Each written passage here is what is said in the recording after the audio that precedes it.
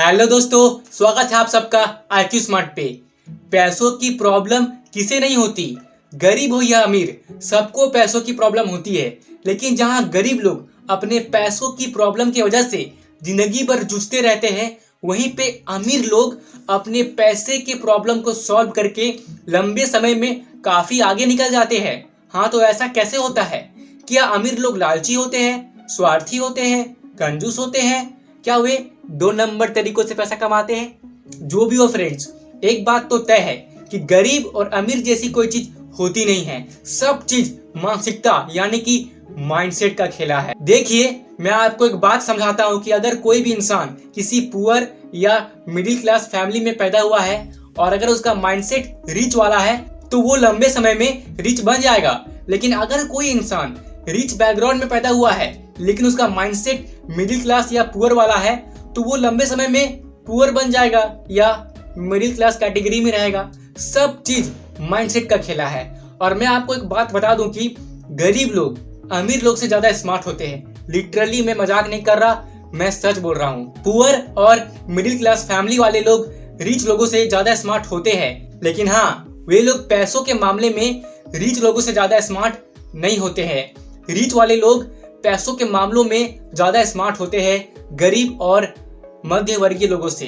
एक बात तो तय है कि वे लोग गरीब और मध्य वर्गीय लोगों से अलग तरह से पैसों की मैनेजमेंट करते हैं, जिस वजह से वे लंबे रन में ज्यादा वेल्दी बन जाते हैं। उनकी फाइनेंशियल इंटेलिजेंस मध्य वर्गीय और पुअर लोगों से ज्यादा होती है, इसलिए वे लंबे समय में और भी अमीर बन जाते हैं। और एक मध्य वर्गीय और गरीब लोग हमेशा पैसों की समस्या से जूझते रहते हैं। यहाँ पे एक लाइन लिखा हुआ है, आइए मैं आपको पढ़ के सुनाता हूँ। अमीर लोग संपत्तियां खरीदते हैं, गरीब लोग सिर्फ खर्च करते हैं। मध्य वर्गीय लोग दायित्व खरीदते हैं लेकिन सोचते हैं कि वे संपत्तियां खरीद रहे हैं। अब ये दायित्व और संपत्तियां क्या हुआ? Assets and liabilities. दोस्तों, ये टॉपिक आपके लिए समझना बहुत ज्यादा जरूरी हो गया है। इस टॉपिक को बिना समझे आप लंबे समय में वेल्थ क्रिएट नहीं कर पाओगे। इस टॉपिक पर दोस्तों मैंने डिटेल में वीडियो बना रखा है, आप इस वाले वीडियो को देख लीजिए। लिंक आई बटन पे आ रहा होगा और आप डिस्क्रिप्शन बॉक्स में भी क्लिक करके इस वीडियो को देख सकते हैं। मैंने वहां डिटेल में एसेट्स और लायबिलिटी के बारे में समझाया है। लेकिन हाँ, उस वीडियो को इस वीडियो के खत्म होने के बाद देखना। मैं शॉर्ट में यहाँ भी आपको समझा दे रहा हूँ। एसेट्स और संपत्तियां, इसका मतलब ये होता है कि ऐसी कोई भी चीज जो आपके जेब में पैसे डालती है, ओके। और लायबिलिटीज यानी कि दायित्व, ऐसी कोई भी चीज जो आपके जेब से पैसे को बाहर निकालती है। अब मैंने आपको क्या कहा, हम सबको अभी डिटेल में समझने वाले हैं। दोस्तों, वीडियो लंबा होगा तो होगा, लेकिन आप जरूर कुछ सीख के जाओगे और यहाँ से आप जो सीखोगे ये आपके लाइफ में बहुत काम आएगा, वेल्थ क्रिएट करने में और फाइनेंशियल सक्सेस अचीव करने में। तो आइए शुरू करते हैं। इसको मैं रफ करता हूँ और आगे बढ़ते हैं। आइए हम ये जानेंगे कि रिच लोग और पुअर लोग अपने पैसे को किस तरह से मैनेज करते हैं। और दोस्तों, इस वीडियो में मैं बार बार रिच और पुअर शब्द का उच्चारण करूंगा, जिनका अर्थ आप केवल मानसिकता यानी कि माइंडसेट से ही निकालना। तो आइए शुरू करते हैं। ओके,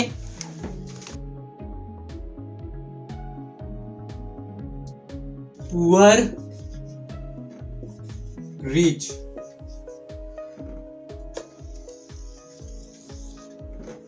तो आइए सबसे पहले इनकम और एक्सपेंस यानी कि आमदनी और खर्च के बारे में बात करते हैं। अगर बात करें पुअर लोगों की तो वे लोग की क्या होती है, देख लीजिए। उनकी जो खर्च यानी कि एक्सपेंस इनके इनकम से ज्यादा होता है।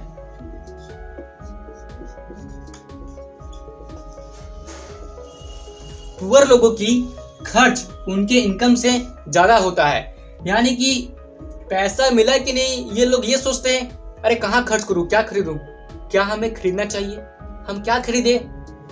ये लोग इंस्टेंट ग्रेटिफिकेशन के पीछे बहुत ज्यादा भागते हैं। कोई भी चीज इन्हें तुरंत चाहिए।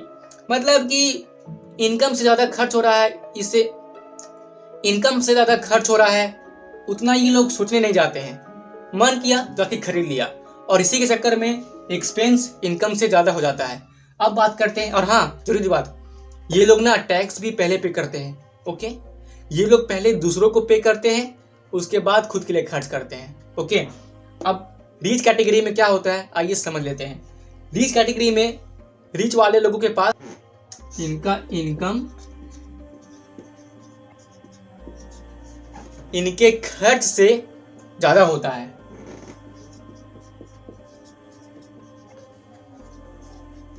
तो इनकम की बात हो गई। अब आइए आगे बढ़ते हैं। हाँ, बजटिंग। पुअर लोग ज्यादातर मामलों में बजटिंग नहीं करते हैं, नो बजटिंग। समझ लो, शॉर्ट में लिखा है, अगर पुअर लोग बजटिंग करते भी है ना तो मतलब वे लोग इस मामले में बजटिंग करते हैं कि कितना खर्च हुआ, इस मामले में बजटिंग नहीं करते कि हमें कितना पैसा सेव करना है या इन्वेस्ट करना है। जो खर्च हुआ उसको लेके पुअर लोग बजटिंग करते हैं, लेकिन रिच लोग बजटिंग करते हैं, हर चीज की बजटिंग करते हैं। और इनका यह मानना है कि पे योर सेल्फ फर्स्ट, सबसे पहले खुद को पे करो, उसके बाद में अपने मर्जी के खर्चे करो। हाँ, ये लोग बजटिंग करते हैं, समझ जाना, शॉर्ट में लिख रहा हूं। हाँ, रिच वाले लोग बजटिंग करते हैं। आगे देखते हैं। हाँ हाँ, मेरा सबसे फेवरेट पॉइंट, पुअर लोग ना लायबिलिटीज में पैसे खर्च करते हैं। स्पेंड मनी ऑन लायबिलिटीज, जबकि रिच वाले लोग अपने पैसे को एसेट्स पे खर्च करते हैं। Spend money on assets. मुझे पक्का पता है कि आप कंफ्यूज हो रहे होंगे कि पैसे को लायबिलिटी में इन्वेस्ट करना और पैसे को एसेट में इन्वेस्ट करना, इसका क्या मतलब हुआ। आइए मैं आपको डिटेल में समझाता हूं। ओके, पहले बोर्ड रफ करता हूं फिर समझाता हूं। हाँ, तो पहले बात करते हैं पुअर लोगों की।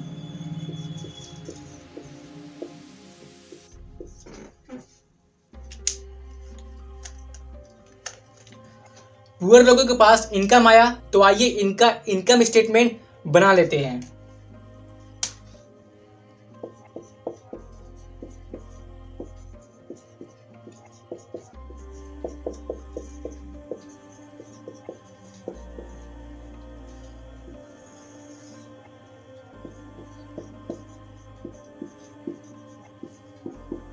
इनकम और यहां हो गया खर्च, एक्सपेंस। ओके, इनकम इनके पास आया, ठीक है, मान लीजिए 30,000 रुपये आया, 30,000।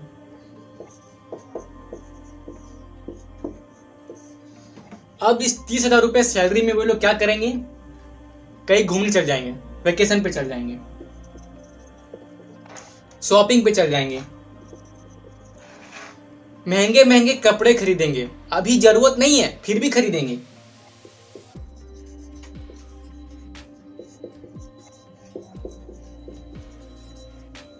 और सिर्फ इतना ही नहीं, ये लोग इसके साथ में बच्चों की फीस, स्कूल फीस हो गई,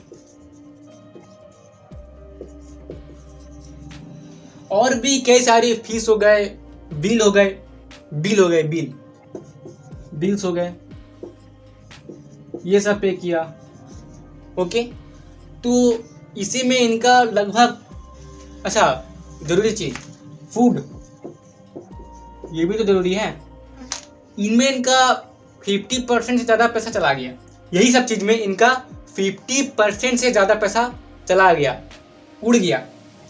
बात क्या है ना कि ये लोग सिर्फ अमीरों की अमीरी देखते कि वे गाड़ी में घूम रहे हैं, बहुत खर्च कर रहे हैं, लेकिन ये लोग ये समझने की कोशिश नहीं करते कि वे लोग पैसों की मैनेजमेंट करके ऐसा कर रहे हैं। अरे यार, आप भी महंगी कार में घूमो, पैसे खर्चे करो, लेकिन अच्छे से अपने पैसे को मैनेज तो करो। पुअर लोग बिना पैसे को अच्छे से मैनेज किए अंधाधुंध खर्च करने के चक्कर में लॉन्ग रन में हमेशा पैसों की समस्या से जूझते ही रहते हैं। अब आइए अभी और भी चीजों को समझना है। तो ये तो हो गया इनकम स्टेटमेंट। अब इनका बैलेंस शीट देख लेते हैं, आइए ना। बैलेंस स्पेलिंग सही है ना, शीट।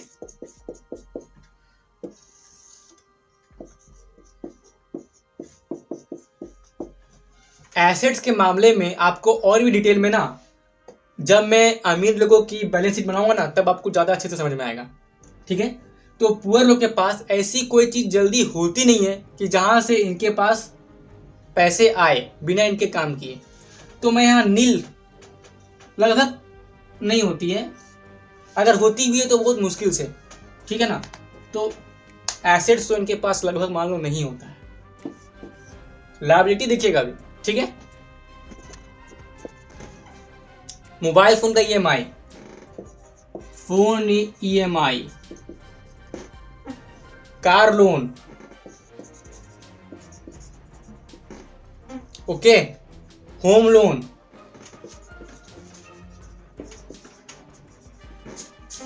एजुकेशन लोन,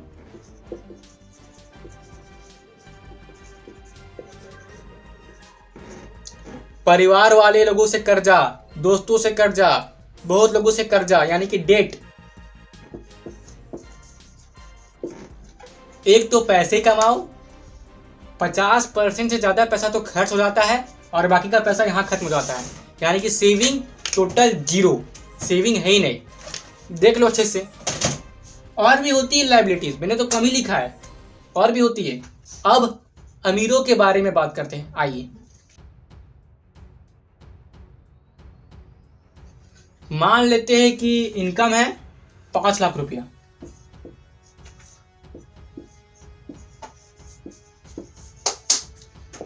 और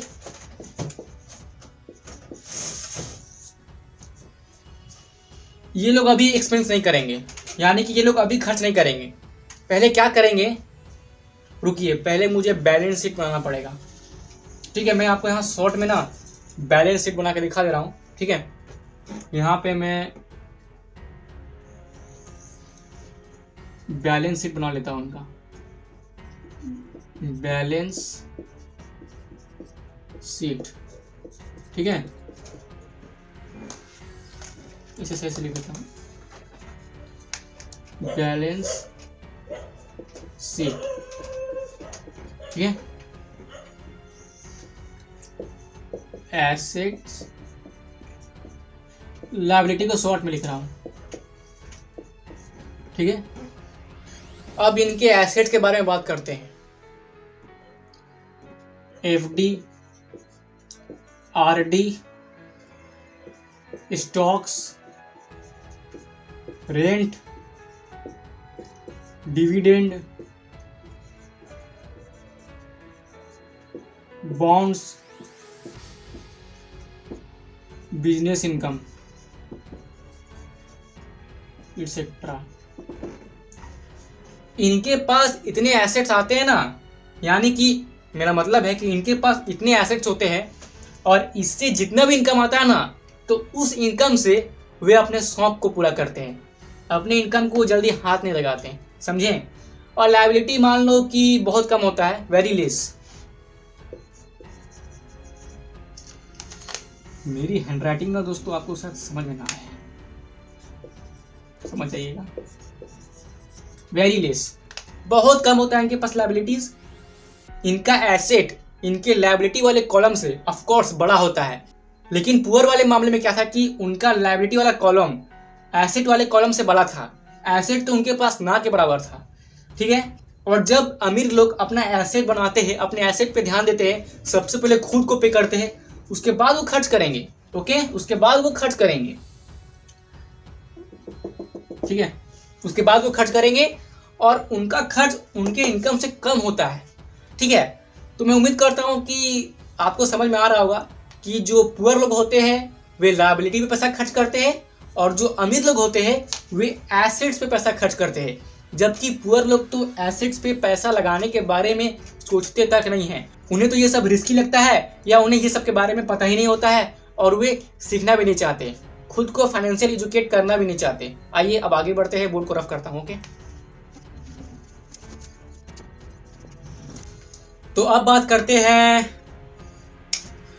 इन्वेस्टिंग के बारे में। बिल्कुल, पुअर लोग इन्वेस्टिंग ना के बराबर करते हैं, नो इन्वेस्टमेंट।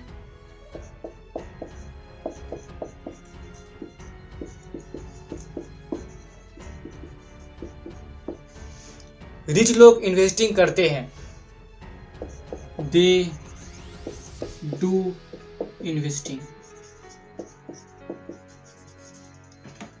पुअर लोग इन्वेस्टिंग नहीं करते, कंपाउंडिंग की पावर का फायदा पुअर लोग को नहीं मिल पाता।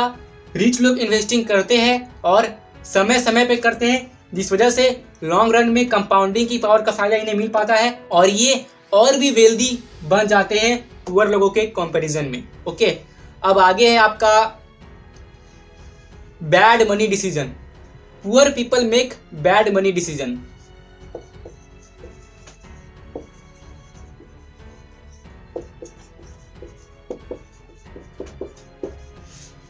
पैसों की कमी हो गई तो अपने इनकम के सोर्स को कैसे बढ़ाए, खुद को फाइनेंशियली एजुकेट कैसे करे, इसके बजाय वे लोग जाके तुरंत उधार ले लेते हैं और उधार लेने के बजाय उनके पास और कोई रास्ता ही नहीं बचता। रास्ता बचेगा भी कैसे, क्योंकि उन्होंने शुरुआत से ही मनी मैनेजमेंट में ध्यान दिया ही नहीं, इसलिए आज उन्हें भुगतना तो पड़ेगा। ओके, और वे उधार लेने के बाद भी ना खुद को फाइनेंशियली एजुकेट नहीं करते हैं। अब उन्हें काम करना पड़ेगा, पैसे कमाना पड़ेगा। अब पैसे कमाने के बाद उधार भी चुकाना पड़ेगा और वो भी इंटरेस्ट के साथ। ये लोग रैट रेस में ढुक गए, रैट रेस में। ओके, अब रिच लोग क्या करते हैं, मेक गुड मनी डिसीजन। ये कह लो कि बेस्ट मनी डिसीजन।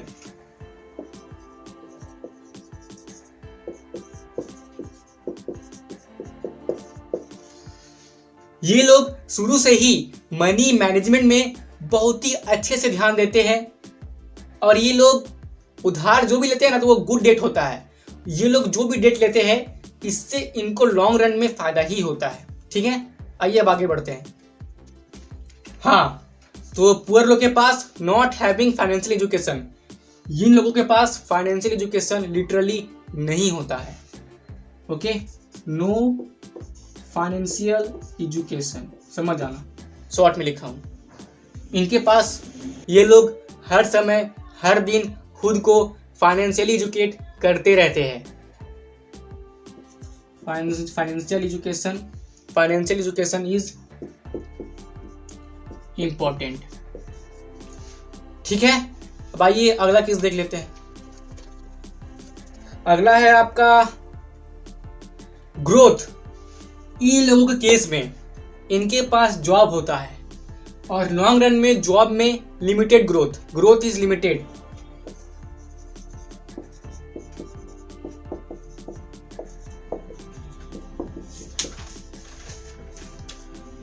काम पे गए, 9 to 5 जॉब किया, जॉब की परेशानी, स्ट्रेस लेके वो घर में आए, डिनर किया, टीवी देखा, सो गए, सुबह उठे, फिर काम पे गए, काम से आया, डिनर किया, टीवी देखे, सो गए, सैलरी मिली, उधार चुकाया, खर्चा किया, सब पैसा खर्चा हो गया, सेविंग जीरो।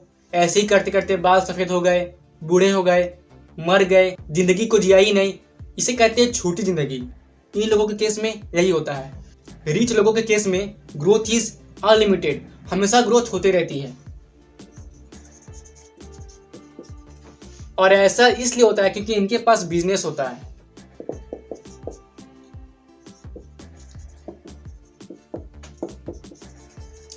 और सही मायने में कहना दोस्तों तो जिंदगी यही लोग जी पाते हैं अच्छे से, क्योंकि ये लोग लॉन्ग रन में इनसे ज़्यादा पैसे कमा पाते हैं, इसलिए ये लोगों की ग्रोथ इनसे ज़्यादा होती है और ये लोग हमेशा सीखते रहते हैं। इनकी लर्निंग हमेशा इनकी हमेशा लर्निंग एटीट्यूड होती है, जबकि ये लोग सोचते हैं कि हम लोग तो पहले से ही स्मार्ट हैं, हम लोगों ने जितना था सीखना सीख लिया, अब हमें और सीखने की ज़रूरत नहीं है। लेकिन ऐसा ये लोग नहीं मानते। समय समय पे ये खुद को चेंज करते हैं और सीखते रहते हैं, इसलिए ये लोग लंबे समय में आगे बढ़ जाते हैं। ये लोग दोस्तों किसी भी तरह का काम करें, सीखना इनके लिए बहुत ज़रूरी है। ये लोग सीखने के लिए बहुत उत्सुक होते हैं और पैसों के मामलों में तो दोस्तों ये लोग बहुत आगे होते हैं। इन लोगों को पैसा कमाना गेम की तरह लगता है और ये पैसे कमाने को गेम ही समझते हैं और ये सोचते हैं कि मैं कैसे इस गेम में माहिर बनूं। ये लोग अपने मनी प्रॉब्लम को ना सुलझाने के लिए एकदम एक्साइटेड रहते हैं। मनी प्रॉब्लम आए और मैं इसे सुलझाऊं, जिससे कि इनका फाइनेंशियल इंटेलिजेंस बढ़ेगा और लंबे समय में ये लोग ज़्यादा पैसे भी कमा पाएंगे। अब आइए आगे देख लेते हैं। हाँ, अब बात करते हैं नेटवर्थ के बारे में। इनका नेटवर्थ ज़्यादातर मामलों में या तो जीरो या नेगेटिव में भी होता है। हो सकता है कि अब आप ये सोच रहे होंगे कि ये नेटवर्थ क्या होता है। बताता हूँ। नेटवर्थ का सिंपल फॉर्मूला है net worth is equal to, net worth का फॉर्मूला है total assets minus total liabilities. यानी कि जितनी भी संपत्ति है अगर उससे सारे कर्जों को, सारे लायबिलिटीज को हटा दिया जाए तो जो नंबर आएगा ना तो वो होगा नेटवर्थ। अब पुअर लोगों के मामलों में क्या होता है कि इनके पास लायबिलिटी ज़्यादा होता है।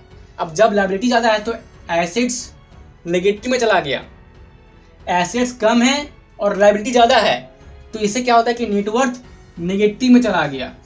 ठीक है, अक्सर होता है पुअर लोगों के साथ। और ये लोग कभी भी अपने नेटवर्थ पे ध्यान नहीं देते, ये लोग सिर्फ इनकम पर ध्यान देते हैं। इनका नेटवर्थ कितना बढ़ रहा है, क्या हो रहा है, इनका इन पे उतना कोई फोकस नहीं रहता। लेकिन रिच वाले लोगों के मामलों में इनका नेटवर्थ तो आप जानते ही होंगे।